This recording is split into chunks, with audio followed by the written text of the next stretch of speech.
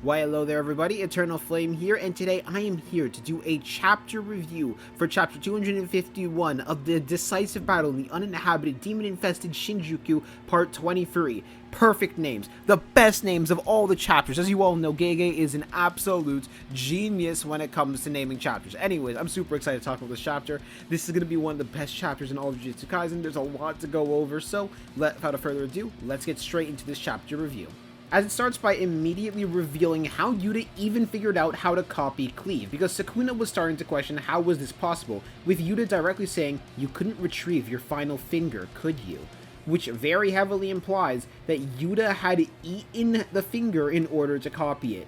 And that was something I actually called in the last chapter review when I asked the question, could it have been possible that Yuta ate Sukuna's finger in order to get Cleave? Now that that plot point has been severed of where that last finger went, Yuta ate the last finger. Or more than likely, Rika ate the last finger because, fun fact for people who do not know, when a cursed spirit or a Shikigami eats one of the fingers, Sukuna can't actually manifest inside of them. So it wasn't likely Yuta who ate the finger, but it was Rika who ate the finger, and by extension, Yuta gained access on how to copy the cursed technique as a result of that. Something about the cursed spirits themselves not having enough of a soul in order to manifest Sukuna, that's why all the finger bearers had directly spawned, even though Sukuna had eaten them, and it's just not more Sukunas. So it's kind of just the same logic with Rika directly. Anyway, right back into the action, we see Yuji directly sock Sukuna in the jaw and launch his jaw back a little bit, as Sukuna says, "I see, quite the meal," before Yuta attempts to go for another strike in, and Yuji knees him directly in the face thanks to the setup that Yuta had just directly given him. Gotta love Jujutsu Kaisen, because we always out here jumping everybody, since that's the way to do things. However,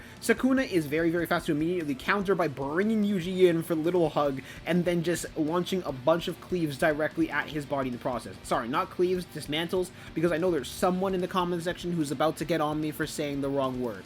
However, this really shows how weakened Sukuna's output actually is by this point, thanks to all of Yuji's soul-based attacks that he had been recently delivering all across this entire fight. Because unlike last time where when Sukuna directly put his hands on Yuji, he was able to just cleave right through his side, Yuji's only taking critical damage. He doesn't have a hole going straight through him, which is quite the downgrade from the comparison to before, which just shows how effective Yuji directly is at nerfing Sukuna in their battle. However, furthermore, Yuji immediately spits blood at Sukuna's face, and remember this for a moment because this is going to be very, very important for later, as Yuta goes in for an uppercut right on Sukuna's jaw, as Yuji begins to have an internal dialogue, as he says, "This is my last chance, I'll bring down Sukuna and take back Fushiguro right here, right now, no resting now, get up, heal, heal, heal.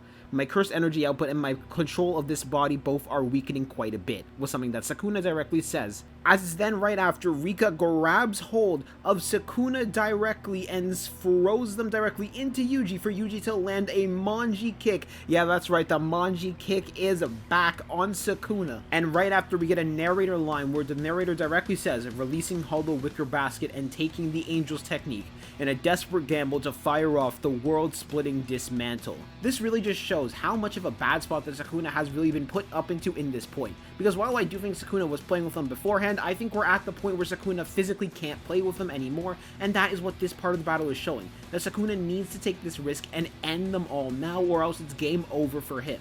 That if he doesn't go for the world-cutting dismantle, he will lose right here in this moment, and I think Sukuna has directly realized this. With this being a mix of their tactics, of Yuji's ability to directly nerf his soul, of Gojo's damage that he had done to the brain, of Yuta keeping up the domain and keeping up the constant damage, and finally Sukuna's own mistake of playing with him a bit too much to get him down to this point. It really just shows the massive mistakes that Sukuna has made and how desperate Sukuna actually is, but also the fact that he is definitely loving this, and I'm also really much loving this because this is amazing. I really gotta say that.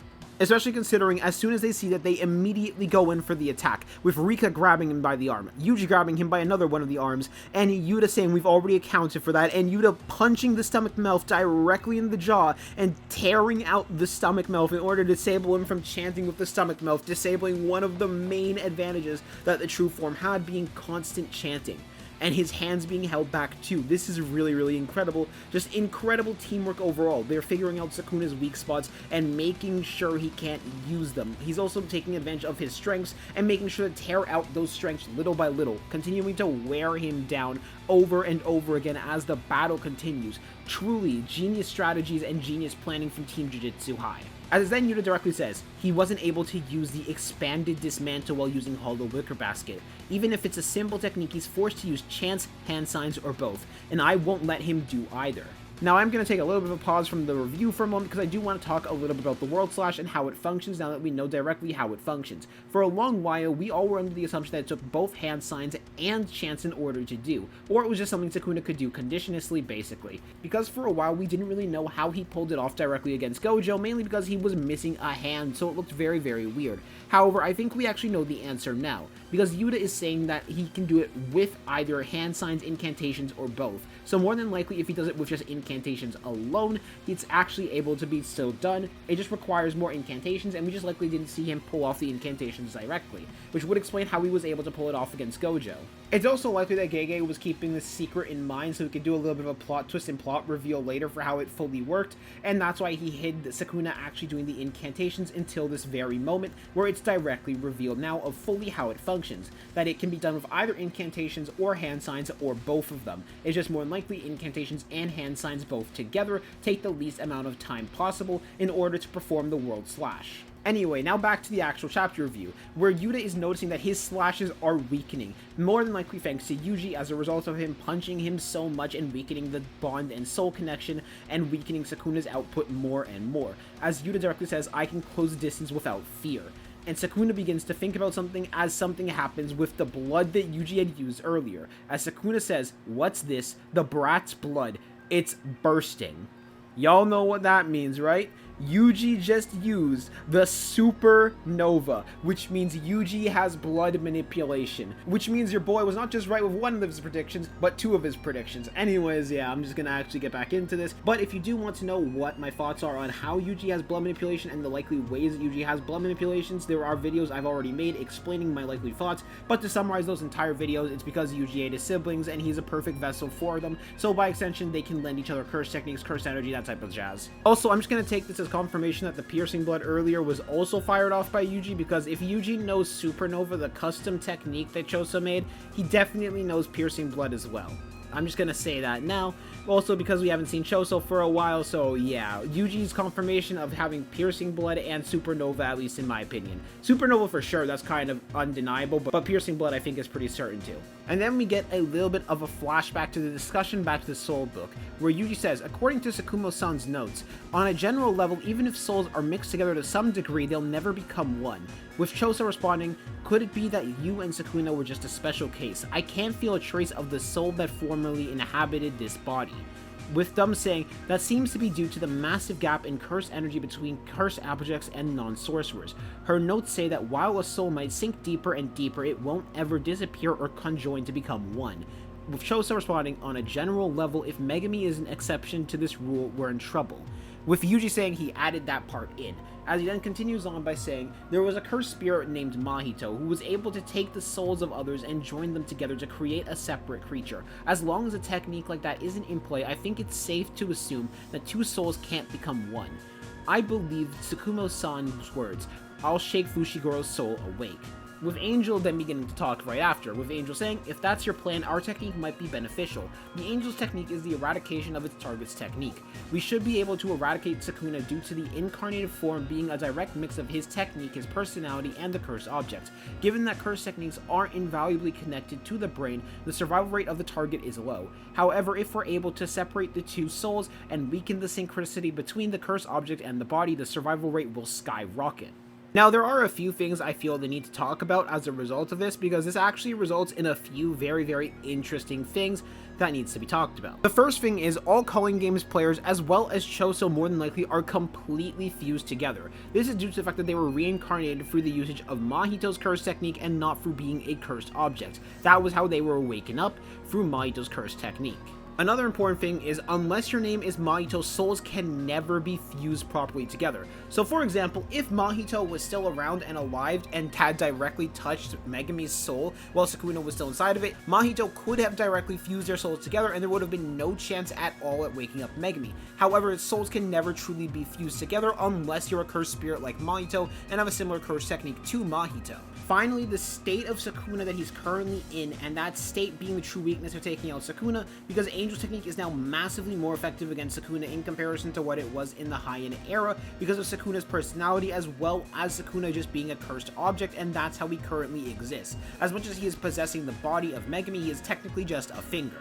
Alright, let's get back right into the chapter, as it's then, now that Sukuna no longer can activate the Hollow Wicker Basket, Yuta activates the maximum output of Jacob's Ladder and has it rain down right on Sukuna at the same time that Yuta stabs a blade into Sukuna, with Yuji landing another cursed energy-infused punch into him, telling him to wake up Fushiguro.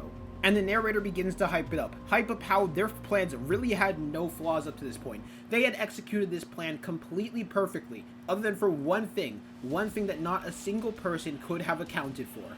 As the narrator had said it best, within Fushiguro Megumi's soul, any will to live had already been extinguished. Which, I was a little bit harsh on Megumi in one of my live streams where I was talking about this, but yeah, Megumi's kind of understandable in this current state that he really doesn't have any will to live anymore and that he doesn't really care anymore. But at the same time, Megumi fumbles completely. It's an understandable fumble, but it's still a fumble nonetheless. However, we see Sukuna then complete the chance we have only heard a total of one other time, and he had used it directly on Yuta Okkotsu, using the space dismantle, the world-cutting dismantle itself, on Yuta Okkotsu, and cutting him in half, with the domain breaking right after, or at least starting to break. As it's then right after, the narrator themselves, instead of glazing Sukuna, actually begins to criticize Sukuna for once, where the narrator says, the strategy was common of Jujutsu sorcerers, a mediocre plan that Sukuna under normal circumstances could have instinctively avoided. A surprise attack, as the demon without curse energy, a monster without curse energy, had stabbed right into Sukuna through the chest, similar to what his ancestor had done to another honored one so long ago. And with the final line from the narrator saying, on the individual assured of their own victory. And there is a break next week. There is so much to talk about, though. Like, so many things I really need to talk about. Like, is Yuta still alive, or is Yuta a goner? Because it was the space dismantle that specifically hurt Yuta. However, it was just normal slashes that hurt the others, like Rika and Yuji. Because we can directly see the space dismantle only went through Yuta and not Yuji directly. So, Yuta is kind of in a really, really bad spot right now. But we can still see Rika's around. A lot to talk about, like the Yuji now having blood manipulation and what that could mean for the future. Now that Maki is in the battle, what that could mean. There's just so much that came out of this chapter. This chapter was overall a really, really good chapter, in my opinion. I want to hear what you guys, though, think in the comment section down below. Do y'all think that everybody is dead now? Do y'all think Yuji's going to die soon? Do y'all think Yuji's already dead? Do you think Yuta's dead? Or do you think that this is going to be the end for Sukuna and that Yuji and Yuta are both about to get their awakening type moments? Or do you think Maki is about to put in some work or show if they directly surpass Toji, or maybe give Toji some upscaling? Who knows? Anyways, that's all I gotta say for this chapter review. I want to see what you guys say in the comments down below. I'm gonna see y'all later. Peace out. Have a good day. Stay cool, everybody. Hey, you. Yeah, you. I'm here to hook you up with some really, really good anime merch and merch for comic book lovers. Now, do you love Jujutsu Kaisen, Dragon Ball, Naruto, One Piece, Bleach, Marvel, DC, and all of the above? And do you have your own nerd stuff that you're into? Well, I got some good stuff for you today, as our friends at Fandominion are here to hook you up because they got the best merch. If you've been around here for a while, you'll know that they've been with our channel for a long time. So you can take it from me that they got good merch and they will hook you up with the highest quality merch. After all, I really recommend them. They got some really good merch, and I'm gonna hook you all up with something special. If you use the code TEF, really simple, really easy to remember, made it simple for all y'all, you get a 10% discount. Yeah, that's right, a 10% discount for all the merch you could possibly buy. And I guarantee you, you'll be happy with whatever you get. So, you guys make some money, I'll give you a discount, I make some money, we all get happy. Hope you all enjoy, and let's continue on with the rest of the video. Remember to check out Fandomian. Link in the description down below, as well as our code.